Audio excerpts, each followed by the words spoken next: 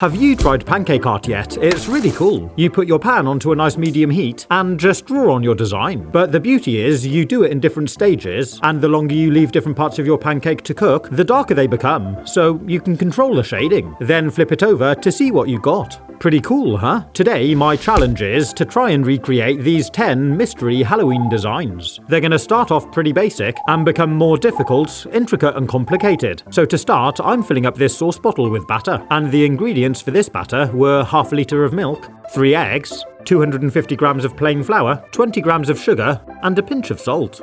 And just mix it all together. You want it nice and smooth, so make sure there's no lumps of flour. And the first one we're going to try and recreate is this, Halloween ghost. I'm starting by making the 2 eyes and a mouth, then I drew on the outline. And now I'm going to start to fill it in. Down round to the arm, and oh no, it's running out. Oh no, that's really not gone very well. So I'm scrapping that one and starting again.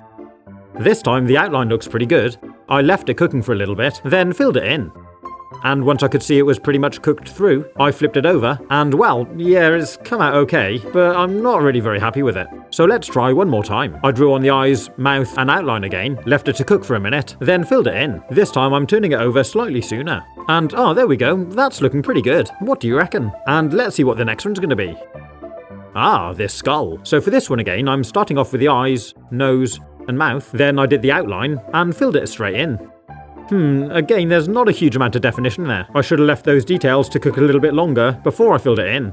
So let's try again. This time I left them cooking for a good minute, and once I filled it in and flipped it over, it's looking pretty good. It's definitely all a learning curve, this. So for number 3, I've got to make this Halloween bat. I'm doing the outline first and filling it straight in.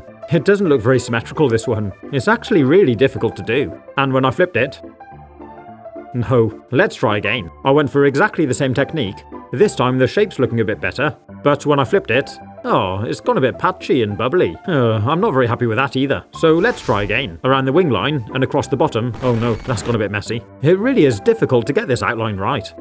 But this one's looking good. I filled it all in, and this time I'm leaving it to cook for a little bit longer. And when I turned it, cool, that's come out well. Yeah, I'm happy with that. It's just a shame I never drew on any ears. So for number 4, a nice little spider. I drew the eyes and mouth, then a circle around for the body, and added the legs. And finally the string is hanging from. And after all that had cooked for a minute, I filled it in, left it to cook through, and flipped it over. That's well cool. I'm going to try that again quickly, but this time I'm going to flip it over a little bit sooner, so it should be a little bit lighter in colour. So flip it over and have a look, and yeah, that's come out really well. So for number 5, I've got to draw this spider's web with a spider on it.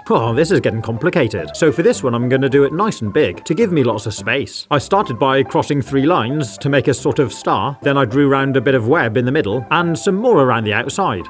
Then I'm drawing the spider here on the edge. It's not the best. The mixture starts to run a bit and I didn't want to make just too big a blob. So I left that cooking for a bit and filled it in. Then flip it over and that's come out quite well. Yeah, I'm happy with that. For the next one, it's a black witch's cat. I'm starting with a straight line across the bottom, then drawing the body, head, with some ears, and coming down the back, and doing the tail. Then I filled it in, and finally I added some whiskers. Well, it's looking good from here. I'm going to leave it cook for a good minute or two, so it's a bit dark. But when we flip it, we've got these kind of bubbles again. What a shame. That would have been really good. So let's try again. I drew it in exactly the same way. Don't forget the whiskers. And after a couple of minutes, this time when I flipped it over, no, I snapped the tail. But there we go, it does look really good. It is a shame I snapped the tail, but that's my silly fault. You just have to line the tail back up. So for number 7, I've got to recreate this witch on a broomstick. That's quite intricate. So I'm starting with the broomstick, then around the witch's back, here's the hat. Down for the face, here's a nose and chin, and this is where the arm is, holding onto the stick. And I'm adding the leg and shoe. Then finally the cloak. Well, that looks pretty good from this side, I'm happy with that. So I left it to cook for a minute or two, and flipped it over. And yeah, first time. That's come out well. I think I'm getting the hang of it a bit more now. So for number 8, I've got to draw a pumpkin design. I'm starting with this bit at the top, then drew around the outline with these kind of bumps along the bottom. Then I added the eyes, nose, and mouth. Then I tried to draw some of the pumpkin contour lines. And for this one, I'm going to try and be a bit clever. I'm filling in the outside of the pumpkin first, and I'm going to leave that to cook for a little bit before filling in the middle. So hopefully we'll have a couple of different shades of colour on this. And once I left it all to cook, I turned it over, And, oh yeah, that's come out quite well. You can definitely see the different shades of colour, and the detail isn't bad. But I do fancy having another go, see if I can make it any better. I tried the same again. It is really difficult getting all the detail. Don't squeeze out too much because you don't want it to run into a blob. Next, I filled the outside edges, left it cooking for a little, then the next two, and finally the centre. And when I flipped it over, oh yeah, that's not bad at all, is it? Nice and orange, just like a pumpkin. So, what's number 9? Whoa, I've got to recreate Dracula. This is going to be fun. I'm starting off with the ear, going round under the chin and doing the other ear, and over the top of the head. Next, here's the hairline, which I'm filling in. Then I'm doing the eyebrows, eyes, nose, a smile, and the fangs. I'm filling in by here, and leave it to cook for a minute or so. Then I filled in the face, and the ears, left it to cook through, and turned it over. Oh, that's come out quite well. What do you reckon? I do wish I'd left the first stage to cook a little bit longer though, to make it a bit more defined. So I'm gonna try again. This time I'm gonna make it a little bit bigger. Round the chin, there's the other ear, over the top of the head. There's the hairline, the eyebrows and eyes, nose, mouth and fangs. And this time I'm leaving it at this stage for a good couple of minutes. It should really start to darken up. Then I'm filling the face in, and the ears, and after another minute I flipped it over. Look at that. What do you reckon? I'm really pleased with that. The ear is a little bit big though. So what's number 10? Of course, a flaming pumpkin. My profile picture. This is going to be a real challenge. But before I start, I just want to say if you're enjoying this video, please do consider subscribing. And if you want to support the channel, you might be interested in this new special edition flaming pumpkin mug, celebrating 10 years of the channel. You can find it in my shop under the store tab, or there's a link in the description. But now, let's see how we get on making a flaming pumpkin pancake. I'm drawing the outline first, then it's got these sort of sinister looking eyes. Here's the nose, and let's try and get this mouth right. Wow, that's come out really well. I'm really pleased with that. Now I'm going to leave all that to cook for a good minute, then I filled it in, and I'm leaving that to cook for another minute too, and finally I'm drawing on some fire. It's come out a bit weird.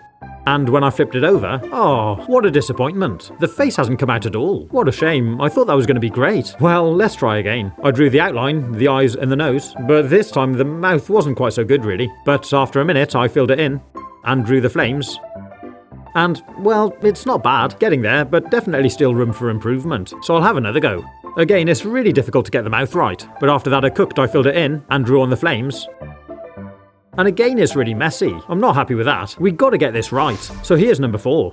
I'm still not particularly happy with the mouth. There's just so little space. But I filled it in and drew on the flames, turned it, and yeah, that's pretty good. I wish I'd left that face cooking for a little bit longer to get that better definition. So let's give it one final attempt. There's the outline and the face.